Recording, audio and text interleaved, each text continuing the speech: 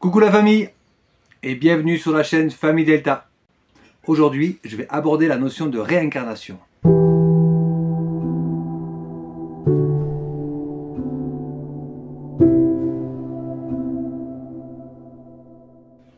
Le mot réincarnation, qui complète le mot incarnation, le plus que ce que nous sommes développé dans les vidéos précédentes, vient du latin ecclésiastique incarnatio, qui signifie action d'entrer dans un corps ou action de prendre chair. Si l'on accepte cette possibilité, cela voudrait dire que nous nous incarnons dans un corps. Et donc, le terme réincarnation voudrait dire que l'on répète cette action. Je laisse à chacun le choix de croire ou d'adhérer à cette possibilité. Pour ma part, je viens d'une famille française, plutôt athée, avec des grands-parents catholiques, plus ou moins pratiquants. Je me suis donc retrouvé peu de fois à la messe, mais j'ai pu y assister tout petit, sans trop comprendre ce qui s'y passait. Je me souviens que pour la messe de minuit, de Noël, j'avais le choix entre aller à la messe ou m'arrêter 20 mètres avant, avec mes oncles, au bar. Ce fut que bien plus tard, à l'adolescence, que j'ai entendu pour la première fois de ma vie le mot réincarnation. Je m'en souviens très bien, c'était chez une voisine, et sa mère venait de prononcer ce mot. Ne l'ayant jamais entendu, je lui ai demandé ce que c'était. Sans chercher à me convaincre, elle m'a tout simplement expliqué qu'il était possible que nous ayons plusieurs vies qui se succèdent. Je m'en souviens encore, cela fut pour moi comme une révélation. Une révélation dans le sens où cela répondait totalement à un sentiment très fort que j'avais en moi. Que j'avais quelque chose en moi de plus mûr, de plus vieux, avec plus d'expérience que ceux que je ne pouvais avoir encore adolescent. Et je n'ai jamais enlevé cette option de ma vie. Maintenant, avec ce que je ressens et ce que je peux en comprendre, je ne dirais pas que j'adhère totalement à la notion de réincarnation. Je ne dis pas que cela n'existe pas. Je pense qu'il y a plusieurs possibilités dans l'univers. Par contre, je crois totalement à l'incarnation.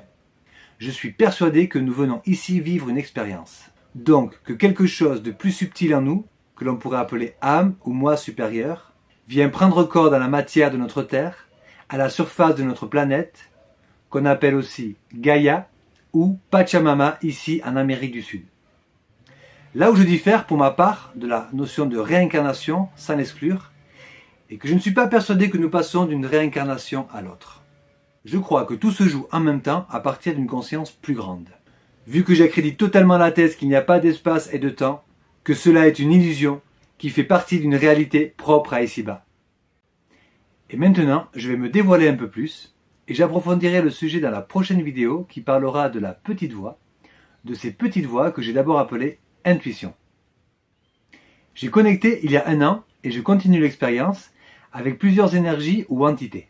Et il s'avère, à ma grande surprise, que j'ai connecté avec 2 êtres qui viendraient, qui feraient partie du même grand moi, du même moi supérieur, qui sont sur une autre planète ou une autre dimension, que l'on appelle ici à la surface l'intraterre.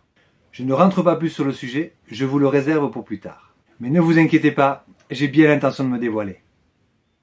Donc, chacun pensera ce qu'il voudra. Mais quelles que soient les religions, je pense que chacune atteste que nous sommes incarnés ici. Vu qu'il y a un paradis et un enfer après cette vie pour certaines croyances, ou encore un jugement dernier pour d'autres. Et sur ce point, je n'ai pas mon avis à donner. Voici donc ma résonance, ma sensibilité sur cette notion.